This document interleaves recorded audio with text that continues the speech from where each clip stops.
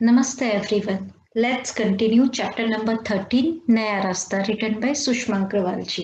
तो last chapter number 12 में हमने देखा था कि हमारी कहानी का नायक अमित को आज उसकी जिंदगी का फैसला करने का अधिकार मिल गया था। अधिकार, राइट। उसे चूज करना था कि उसे किससे शादी करना है, क्या किससे शादी करना है, अपनी जिंदगी के बारे में क्या फैसला लेना है, वो अधिकार उसे मिला था। और वो अब सोच रहा था कि अपनी क्या फैसला लिया जाए। चैप्टर नंबर 13 में हम कहाँ पहुंच रहे हैं? अब हम पहुंच रहे हैं मीनू के हॉस्टल में। मीनू क्या कर रही है? मीनू मेरठ के एक हॉस्टल में है, एक कॉलेज में है, और किसकी पढ़ाई कर रही है? वकालत की पढ़ाई कर रही है। ओके, तो मीनू के हॉस्टल का वातावरण कुछ शांत सा हो चला था। वातावरण, एटमॉस्फेयर। कुछ चैप्टर्स पीछे हमने देखे थे कि वहाँ एनुअल फंक्शंस हो रहे थे, नाच गाने नृत्य का प्रैक्टिस हो रहा था। तो अब वहाँ वातावरण कैसा था? शांत सा था। क्यों? चहलकदमी, आने जाने वाले लोग करते हुए लड़कियों के झुंड, ग्रुप्स अब बाहर नहीं दिखाई दे रहे थे। सब अपने अपने कमरों में बैठी अपनी पढ़ाई में व्यस्त थी, बिजी थे। सब अपनी अपने कमरों, अपने अपने हॉस्टल के रूम्स में अपनी अपनी पढ़ाई कर रहे थे। उनकी परीक्षा शुरू होने में सिर्फ 15 दिन शेष रह गए थे। शेष लेफ्ट, तो ओनली 15 डेज खाली बाकी थे उनकी एग्जाम शुरू होने में, परीक्षा शुरू होने में। तो यहाँ हर दो लाइंस के बीच में you can frame one question, like they can ask. Meenu के हॉस्टल का वातावरण कुछ शांत सा हो चल रहा था। तो हॉस्टल का वातावरण शांत क्यों था? कारण सहित लिखिए। तो just in that para only you will get the answer कि वहां लड़कियों के झुंड अब दिखाई नहीं दे रहे थे, सभी अपने कमरे में बैठी अपनी पढ़ाई में व्यस्त थी। उनकी परीक्षा शुरू होने में सिर्फ अब 15 दिन शेष रह गए थे, इसलिए हॉस्टल का वातावरण शांत था। Like that, in every para, try to frame as many questions you can frame. Okay, तो मीनू बचपन से ही पढ़ाई में विशेष रुचि रखती थी, इंटरेस्ट बचपन, चाइल्डहुड से। परीक्षा के दिनों में तो उसे खाने की भी सुध नहीं रहती थी। एग्जाम्स के दिनों में उसे खाना मतलब अपना खाना पीना, लंच डिनर ब्रेकफास्ट, उसका भी उसे ध्यान नहीं रहता था कि उसने कुछ खाया है कि नहीं। वो इतनी इन्वॉल्व रहती थी स्टडीज में। वह आजकल कॉलेज भी नहीं जा रही थी। मीनू कॉलेज क्यों नहीं जा रही थी आजकल? परीक्षा से पूर्व का अवकाश चल रहा था। परीक्षा से पूर्व मतलब पहले का, बिफोर द एग्जाम। अवकाश मतलब छुट्टियां, दैट इज स्टडी लीव चल रही थी उनकी। इसलिए वो कॉलेज नहीं जा रही थी, हॉस्टल में अपने कमरे में बैठ के पढ़ाई करती रहती थी। वह हर समय अपने कमरे में अपनी पुस्तकों के साथ रहती थी, बुक्स के साथ। जब पढ़ते पढ़ते थक जाती तो अपनी सहेली माया के साथ बैठ 5 मिनट बातें कर लेती। उसकी सहेली कौन थी? माया। कहाँ की? हॉस्टल में जो उसकी सहेली थी वो, उसका नाम है माया। उसके साथ 5 मिनट बैठ के वो बात कर लेती थी। तो यहाँ पे क्वेश्चंस हम लोग अगर फ्रेम करेंगे, तो मीनू को अचानक थकान क्यों महसूस हो रही थी? तो आज मीनू को कुछ ज्यादा ही थकान महसूस हो रही थी। उसके सिर में तेज दर्द था, हेडेक था, थकान, बहुत ज्यादा थकी हुई, टायर्ड फील कर रही थी। वह अपनी किताब पेट पर रखकर तकिए के सहारे लेट सी गई। पिलो पर से अपनी बुक रखकर वह लेट गई थी। तो उसे थकान क्यों महसूस हो रही थी? तो आंसर, मीनू की परीक्षाएं 15 दिन में ही शुरू होने वाली थी, और मीनू परीक्षा के दिनों में अब खाने पीने का भी सुध नहीं रहता उसे, और वह हर वक्त अपने कमरे में पुस्तकों के साथ रहती थी। और अचानक से उसे हल्का सा बुखार होने लगा था, सिर में तेज दर्द था, और उसका चेहरा भी बुखार के कारण तमतमा रहा था, इसलिए उसे थकान भी महसूस हो रही थी। मीनू का चेहरा बुखार के कारण तमतमा रहा था। बुखार, हाई फीवर, तमतमा रहा था मतलब हाई फीवर होने के कारण उसका चेहरा एकदम से जैसे रेड हो जाता है। माया अपने पलंग से उठकर मीनू के पास आई। माया, उसकी सहेली, पलंग से उठकर, जिसे हॉस्टल का एक रूम रहता है और दोनों साइड सिंगल सिंगल बेड रहते, पलंग रहते दोनों के अलग अलग। तो अपने पलंग से उठकर मीनू के पास आई और उसके माथे पर हाथ रखा, उसके फोरहेड को टच किया। तो दंग रह गई, चौंक गई वो। उसका शरीर ज्वर से, हाई फीवर, हाई टेम्परेचर से तप रहा था। उसे इस हालत में देखकर माया स्वयं ही उसके लिए दवाई लेने चली गई। दवाई, उसके लिए मेडिसिन लेने के लिए चली गई। इस समय मीनू अपने कमरे में अकेली थी। तेज ज्वर के कारण उसके सारे बदन में, उसके बॉडी में दर्द था, पेन हो रहा था। जैसे फीवर आते वक्त एक हेडेक होता है, एक पेन होता है फुल बॉडी में। ऐसे समय में हर किसी को अपनी माँ ही याद आती है। तो मीनू को कौन याद आ रहा है, क्यों याद आ रहा है? तो मीनू को अपनी माँ याद आ रही है। क्यों याद आ रही है? क्योंकि उसे तेज ज्वर, ज्वर मतलब फीवर, तो तेज ज्वर के कारण उसके सारे बदन में दर्द हो रहा था और उसे अपनी माँ की याद आ रही थी। क्या याद आ रहा था? Let's see. मीनू को याद आ रहा था बिस्तर पर लेटे लेटे वह अतीत की स्मृतियों, अतीत की स्मृति मतलब पास्ट मेमोरीज में खो गई। एक बार उसे क्या याद आ रहा था? एक बार जब वह 8वीं कक्षा में, 8th क्लास में पढ़ रही थी, तब उसे तेज ज्वर हुआ था, तेज हाई और ज्वर, फीवर हुआ था। ज्वर में उसने न जाने क्या क्या बड़बड़ाना शुरू कर दिया था। बड़बड़ाना, जब बहुत ज्यादा फीवर होता है तो अनजाने में ही होश नहीं रहता है, विदाउट अवर कॉन्शियस में नहीं रहते हम लोग, and we start saying something, मतलब एक तरह से बड़बड़ाना चालू कर दिया था। उसकी इस हालत को देखकर माँ की आंखों में आंसू आ गए थे। डॉक्टर ने बर्फ की पट्टियां सिर पर रखने के लिए कहा था। बर्फ की पट्टियां, जिसे ठंडे पानी की पट्टी, एक क्लॉथ हम लोग रखते हैं जस्ट टू टेम्परेचर को कंट्रोल करने के लिए। ओके, तो बुखार को कम करने के लिए बर्फ की पट्टियां रखी जाती है। मैं हिंदी में भी बोल रही हूँ उतना ही अच्छे से, उस वर्ड्स को बोल रही हूँ जो आप लिख सकते हो अपने आंसर में। तो तेज बुखार को, ज्वर को कम करने के लिए बर्फ की पट्टियां रखी जाती है। माँ ने सारी रात बैठकर बर्फ की पट्टियां उसके सिर पर रखी। सारी रात माँ उसी के पास बैठी रही, the whole night, full night. सुबह जब उसकी आंखें खुली तो माँ के चेहरे पर सारी रात जागने की थकान स्पष्ट दिखाई दे रही थी। तो जब, ये कब की बात हो रही है? जब मीनू 8th स्टैंडर्ड में थी और उसे बुखार आया था और उसकी माँ ने किस तरह से सारी रात बैठकर पट्टियां रखी थी। तो जब सुबह वो उठी थी उस समय, तब वो ठीक थी, पर उसकी माँ के चेहरे पर सारी रात जागने की थकान दिखाई दे रही थी।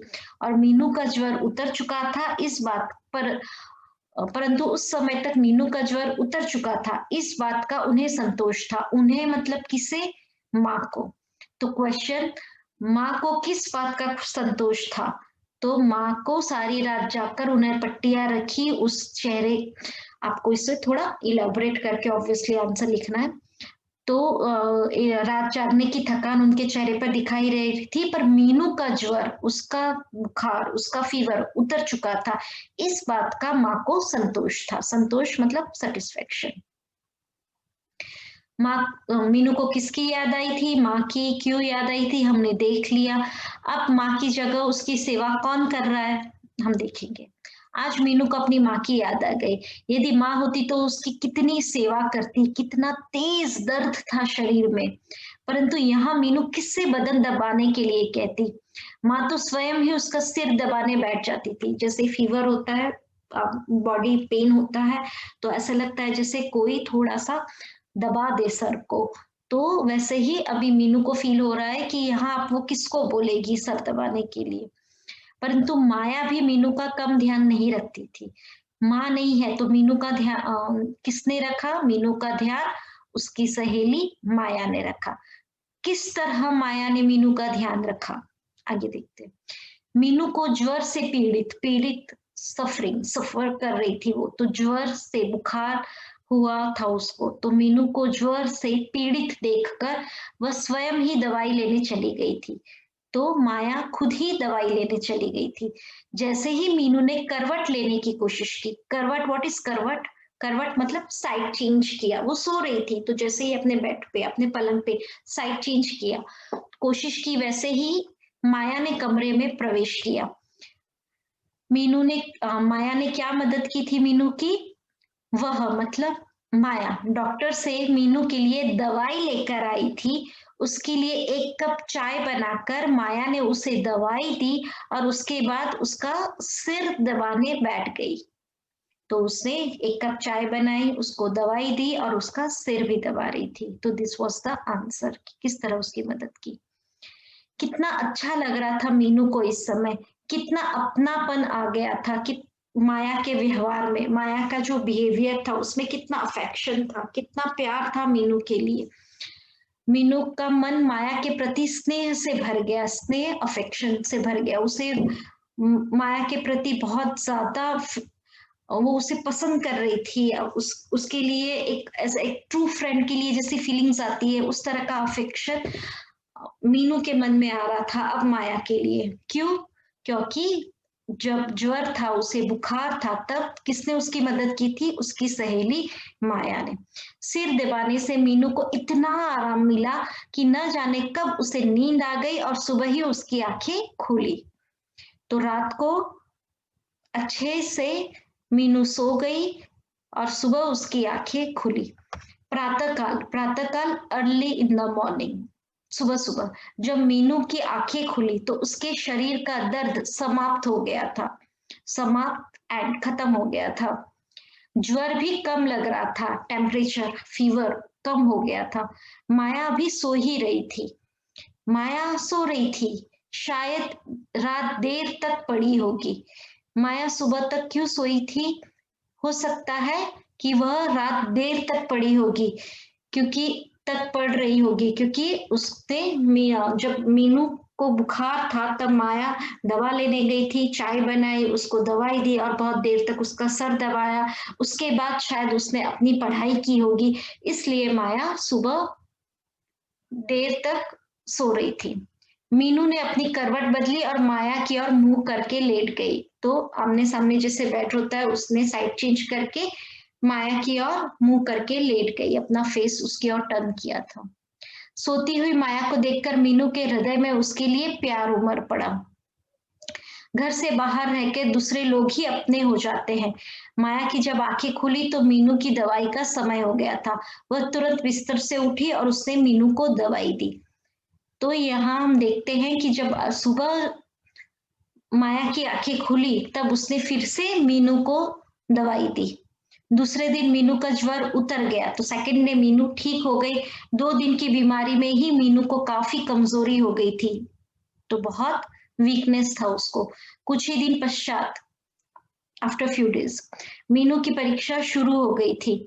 उसने काफी लगन, मेहनत व साहस, लगन, मेहनत, हार्डवर्क एंड साहस, करेज का परिचय दिया। उसके सभी पेपर अच्छे हो गए थे। मतलब उसने अपनी सारी पुरानी बातों को भूल के, फुली कॉन्सेंट्रेट होके, पूरे डिवोशन, लगन के साथ, पूरे हार्डवर्क के साथ उसने अपने एग्जाम्स दिए और उसने सारे पेपर्स बहुत अच्छे गए थे। अब उसे इंतजार था अंतिम पेपर का, लास्ट पेपर, कब उसके पेपर समाप्त हो और वह अपने घर जाए, अपनी माँ, पिताजी, भाई बहन से मिले। उसे बहुत समय हो गया था। आज कितनी खुश थी वह। मीनू खुश क्यों थी? आज वो बहुत खुश थी। क्यों? आंसर, उसकी परीक्षा समाप्त हो चुकी थी।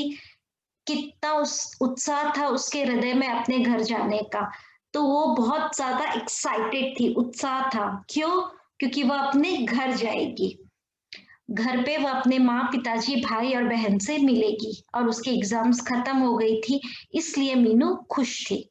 ओके, उसका आंसर हो गया। नेक्स्ट, मीनू ने क्या क्या तैयारियां की घर जाने के लिए? The answer is, if you want you can write down the questions also side में, तो it will be easier for you to give the answer.